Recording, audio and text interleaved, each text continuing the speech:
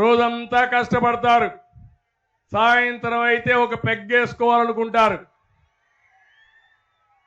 మీ బలహీనత ముఖ్యమంత్రికి అర్థమైంది.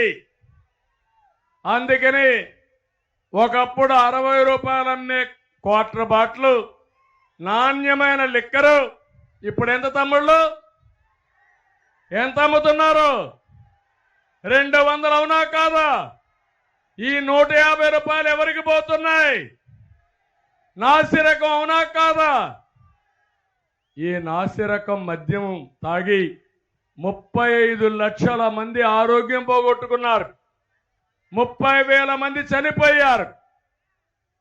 అంటే ఒక మనిషి యొక్క ధన దాహానికి ప్రజలు ఆహుతయ్యే పరిస్థితికి వచ్చారు, విపరీతంగా దెబ్బతిన్నారు.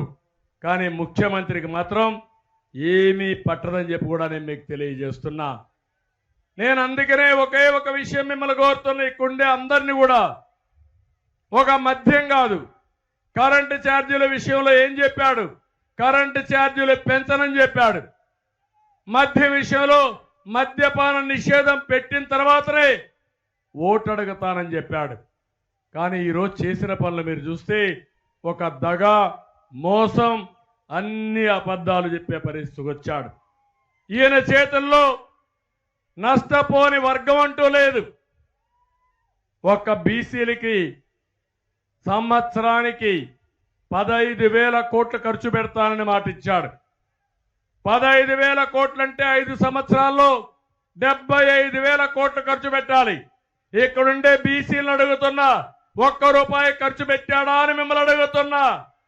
సబ్ ప్లాన్ ఉందా అని మిమ్మల్ని అడుగుతున్నా. బీసీలను మోసం చేశాడా లేదా అని మిమ్మల్ని అడుగుతున్నా. నేను ఒకటి హామీ ఇస్తున్నా, ఎప్పుడూ బీసీలు తెలుగుదేశం పార్టీని